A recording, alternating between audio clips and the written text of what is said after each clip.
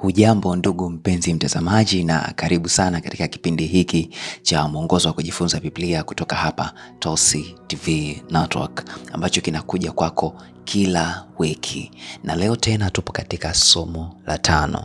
Na kabla hatujaendelea kabisa, hebu tupate ombi. Tuombe.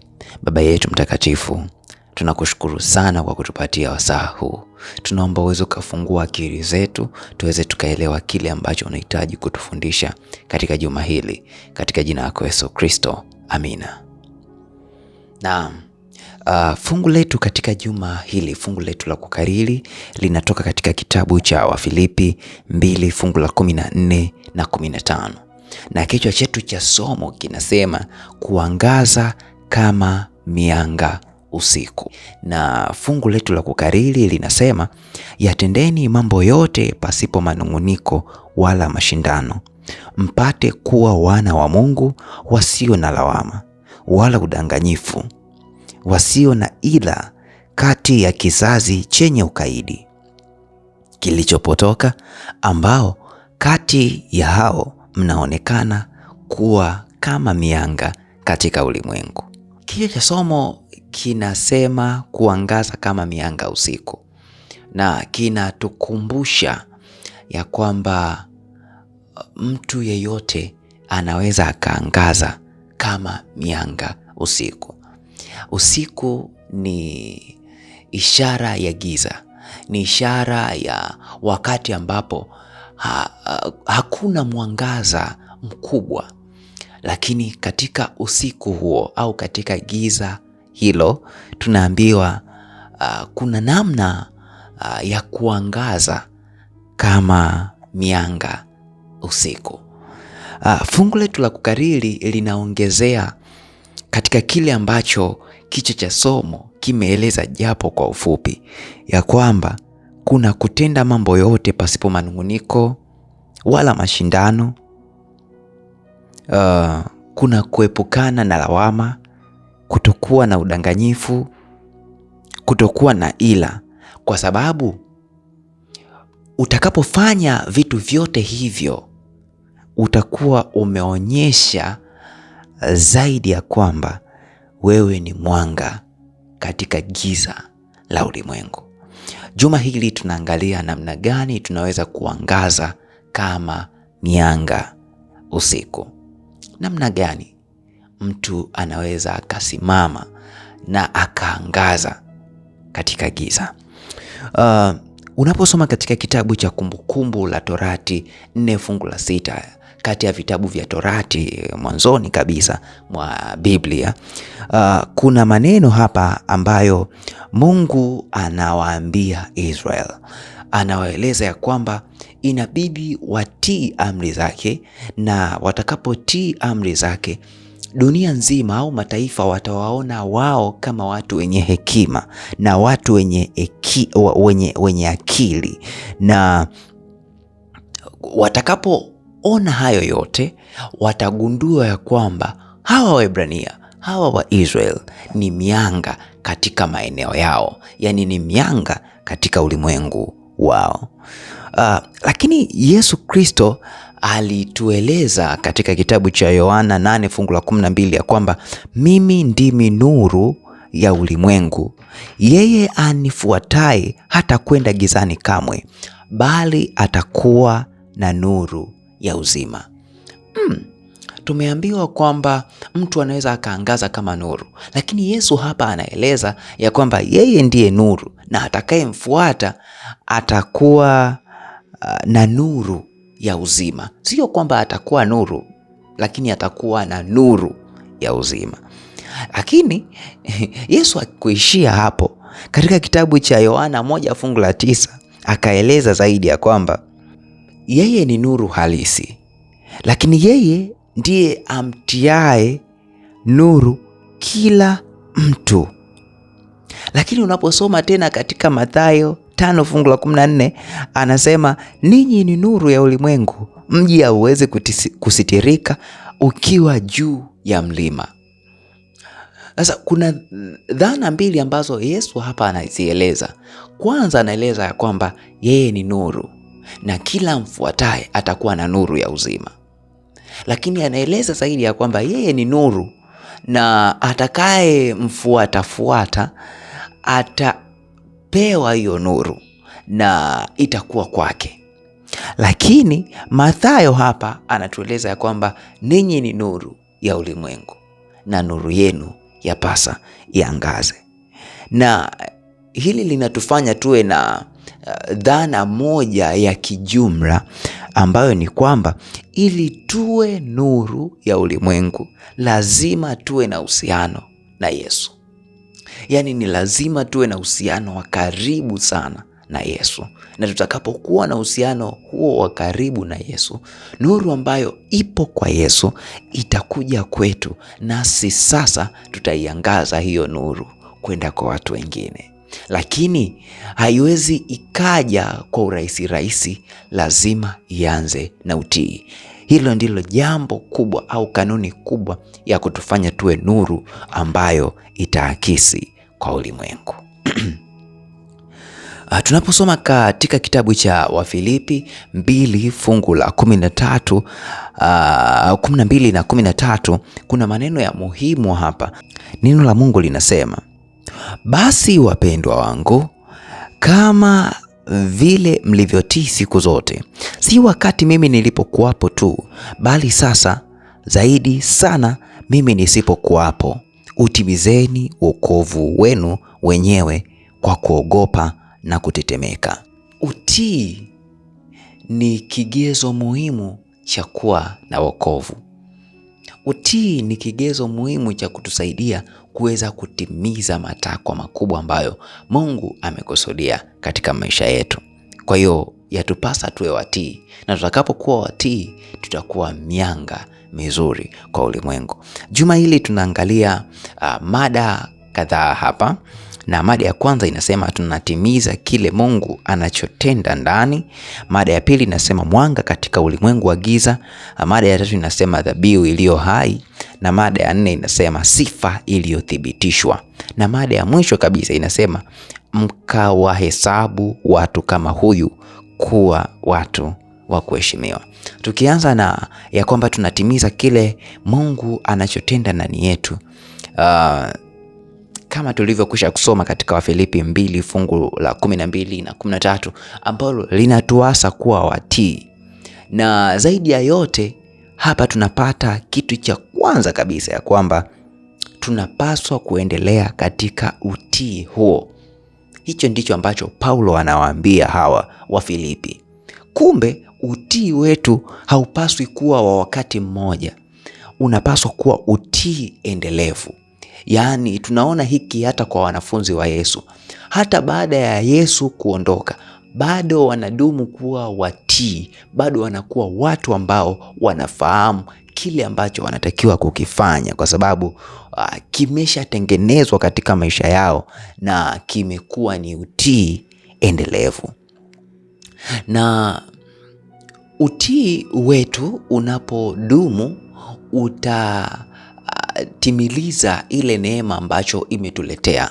Efeso 2 fungu la 8 hadi la 10, kwa maana mmeokolewa kwa neema kwa njia ya imani, ambayo hiyo haikutokana na nafsi zenu, ni kipawa cha Mungu. Tunaokolewa kwa neema.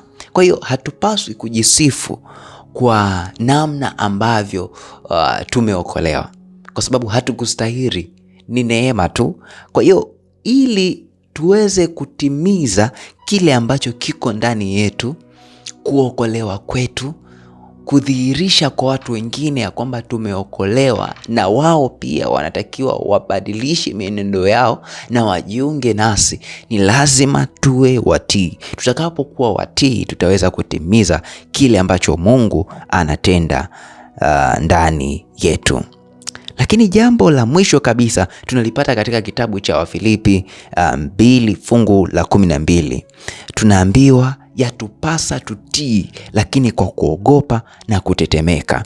Mtu mwingine anaweza akadhani ya kwamba kinachomaanisha hapa Mungu anahitaji tukimbie, tuogope, tufanye nini? No, Mungu anahitaji tuwe watii, lakini tunatakiwa utii wetu udhihirishe ya kwamba tunaogopa na tunatetemeka.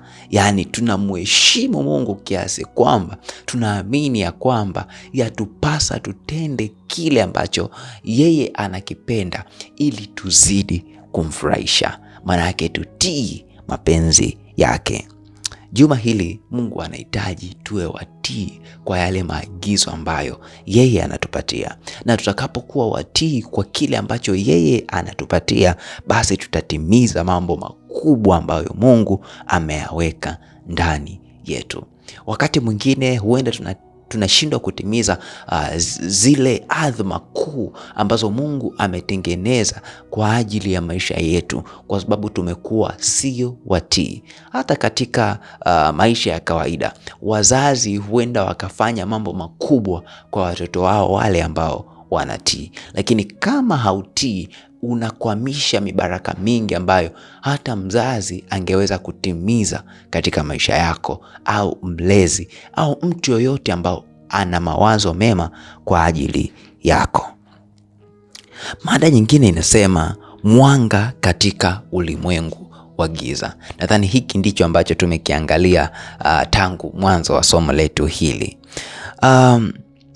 Mwanga katika ulimwengu wa giza. Maisha yetu yanawezaje kuwa mwanga katika ulimwengu wa giza?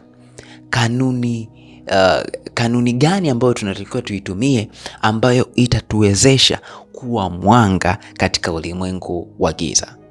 Makanisa yetu yanawezaje kuwa mianga katika ulimwengu wa giza? Na hii kanuni tunaipata katika Wafilipi 2 fungu la 14, ambalo ndilo fungu letu kuu katika juma hili, ambayo inasema, yatendeni mambo yote pasipo manunguniko wala mashindano, mpate kuwa wana wa Mungu wasio na lawama wala udanganyifu, wasio na ila kati ya kizazi chenye ukaidi kilichopotoka.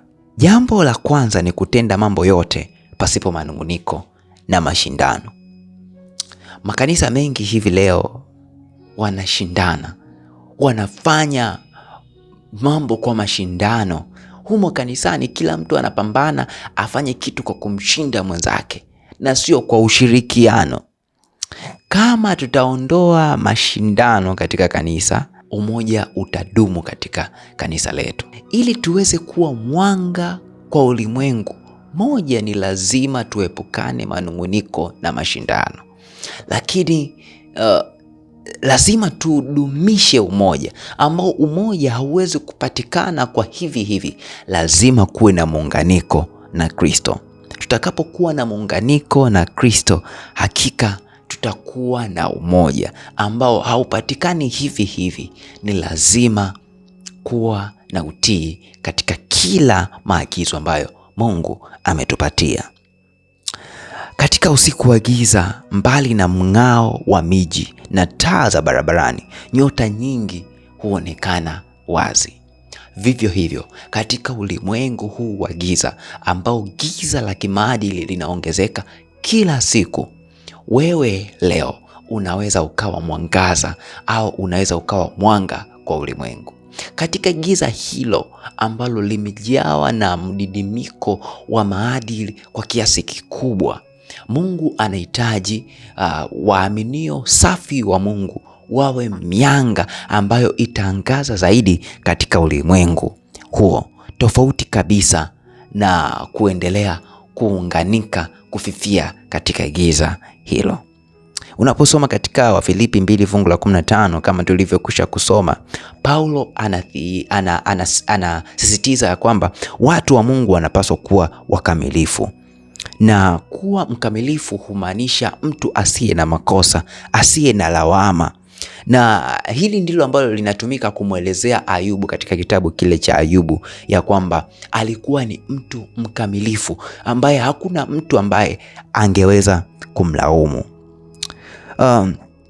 Somo hili linaendelea kutukumbusha ya kwamba yatupasa tuwe wajinga katika mambo mabaya, lakini werevu na wenye hekima katika mambo mema. Na hasa tunaposoma katika kitabu cha Warumi 16 fungu la 19, tunaambiwa tuwe wajinga katika mambo mabaya. Napenda Paulo anavyosema hapa, kuwa wajinga katika mambo mabaya, lakini kuwa werevu na wenye hekima katika mambo mema. Na haya yote hayawezi yakaanza hivi hivi. Moja, yataanza kwa kuondoa uovu machoni. Katika dunia ambayo uovu mtu anaweza akaumiliki katika chumba chake, anaweza akautafuta muda wowote uovu, akauangalia muda wowote katika skrini za simu, katika skrini za kompyuta, katika skrini za television. Tunaambiwa unaweza ukawa mwema au unaweza ukawa mwanga katika ulimwengu huo wenye giza totoro ambalo limechafuka. Leo unaweza ukafanya uchaguzi sahihi wa kufanya kile ambacho Mungu anahitaji, wa kusimama kama mwanga ili uweze kuangaza katika ulimwengu huu ambao umejawa na shida, umejawa na dhambi, umejawa na giza. Lakini kuna mada nyingine ambayo inasema dhabihu iliyo hai.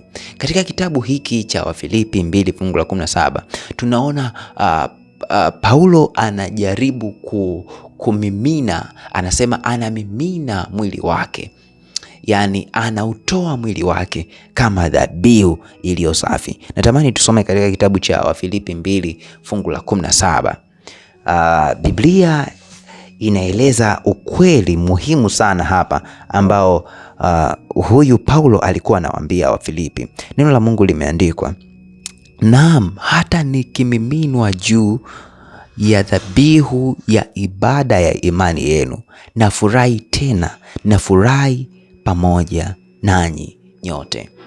Kitu kikubwa hapa ambacho Paulo anakieleza ni kwamba yeye yuko tayari kuwa kama dhabihu, yani kujitoa yeye moja kwa moja kama dhabihu. Anaturejelea katika dhabihu ambazo zilizokuwa zinatolewa, dhabihu za kumiminwa, yani dhabihu kama namna za kiowevu. Kwa mfano kulikuwa na vinywaji, lakini kulikuwa na kumwaga viowevu kama mafuta, divai, maji kama sadaka kwa Mungu. Na tunaambiwa zilikuwa ni sadaka zenye gharama, yani sadaka muhimu sana.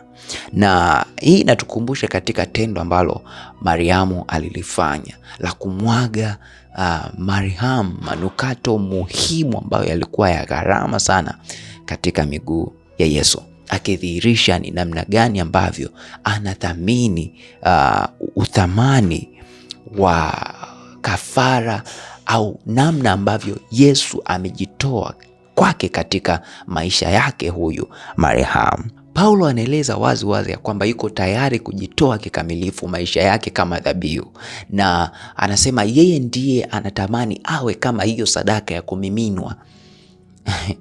Na ikiwa Paulo angeuawa kwa ajili ya kazi yake ya kueneza Injili, yeye anaeleza ya kwamba angefurahi kwa sababu maisha yake yalikuwa yanamiminwa kama sadaka kwa Mungu. Wakristo wa awali pamoja na wale wa Filipo walikuwa na bidii ya kushiriki katika imani yao na watu wengine. Na hiki ndicho ambacho Paulo anaeleza ya kwamba tunaweza kuwa dhabihu kwa namna hii. Lakini sio hawa tu.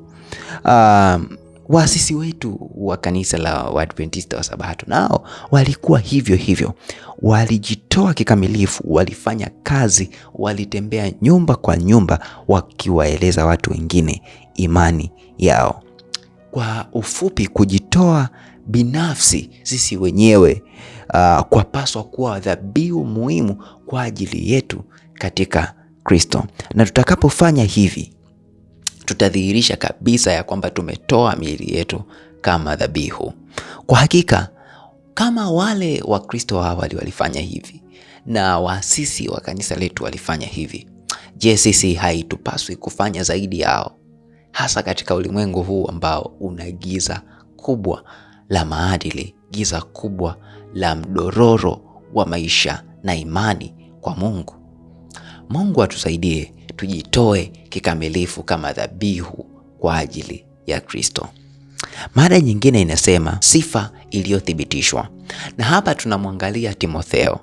Paulo anamueleza Timotheo kama mtu aliyethibitishwa ni kwa sababu kuna mambo kadha wa kadha ambayo Timotheo aliyafanya katika maisha ya Paulo, lakini katika maisha ya uhai wa kanisa kule Filipi. Moja, Paulo anaeleza ya kwamba Timotheo ndiye ambaye alikuwa anamtuma katika maeneo mbalimbali kama Makedonia, lakini Korintho, na kuna nyakati fulani walifanya kazi pamoja na Paulo usiku na mchana katika maeneo ya Korintho. Lakini Paulo pia anaeleza ya kwamba alikuwa na nia moja, yani alijitoa zaidi kwa Kristo huyu Timotheo. Na kuna sehemu anaeleza ya kwamba hakuna namna au hakuna mtu ambaye alifaa kumtuma, kwa sababu hakuona mtu ambaye ana nia moja kama ile ambayo Paulo alikuwa nayo kuliko huyu Timotheo. Yaani walikuwa wanafikiri na kukubaliana kitu kimoja. Lakini zaidi ya yote anasema huyu Timotheo alikuwa ni mtu ambaye amepimwa katika majaribu na kuonekana amethibitika. Ana sifa iliyothibitika, na hii ndio sifa iliyothibitika ya Timotheo. Lakini zaidi ya yote alikuwa amefundishwa nidhamu kupitia maisha. Haya mambo kadhaa ambayo Paulo anamweleza Timotheo akiwa nayo ni sifa muhimu sana ya kwamba ili tuweze kuthibitika ni lazima tuwe na sifa kama za huyu Timotheo. Mtu ambaye yuko tayari kujitoa na ana bidii sana katika kufanya kazi ya Mungu, ambaye amepimwa katika majaribu na ameonekana amethibitika. Maisha yanafundisha nidhamu. Ukisoma katika kitabu cha Testimonies for the Church kuna nukuu hapa ambayo inasema maisha yanafundisha nidhamu. Kutakuwa na uchokozi ili kupima tabia, na ni kwa kukutana nao katika roho ifaao ndipo uzuri wa Kikristo unajengwa.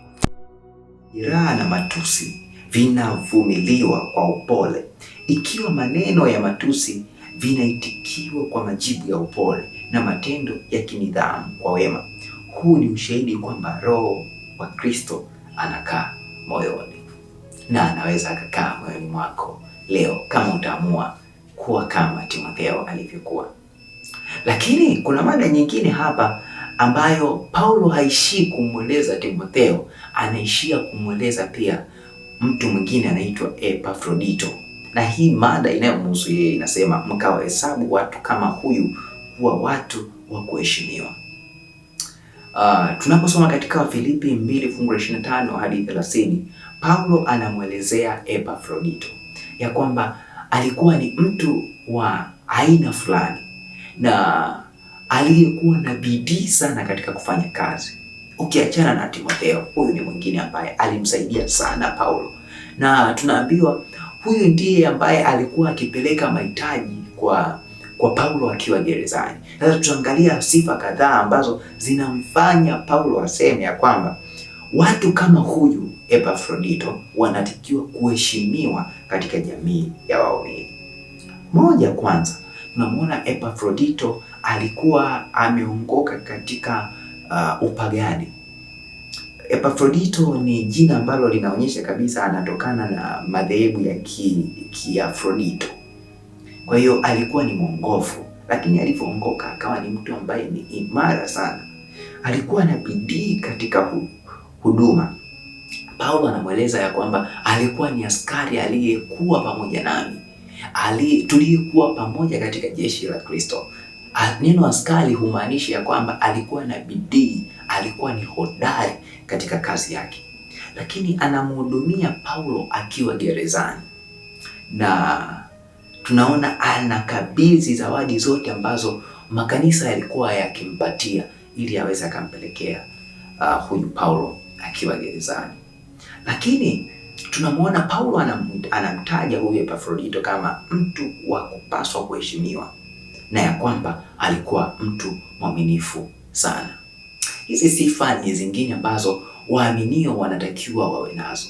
Tunaomwamini Mungu yatupasa tuwe na sifa hizi kama sifa za Epafrodito ili tuweze kuheshimika, na ili Mungu anasema nitamheshimu yule mtu ambaye atakuwa mwaminifu, atakuwa mtii kwangu. Kwa hiyo ili tuweze kuheshimiwa na Mungu lakini na jamii ya waumini, ni lazima tuwe na sifa kama hizi za Epafrodito, lakini zaidi ya yote sifa alizokuwa nazo Timotheo.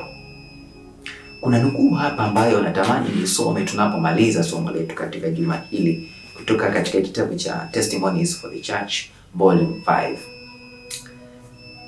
Inasema, wakati si mbali sana ambapo kila nafsi itajaribiwa, alama ya mnyama italazimishwa juu yetu.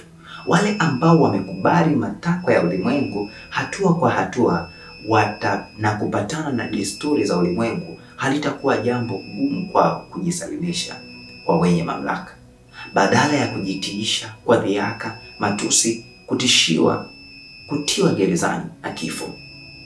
Wakati wengi wa ndugu wa uongo watakapojitenga na walio wa kweli, ndipo waliofichwa watakapoonekana wazi, na wakiimba hosana chini ya bendera ya Kristo.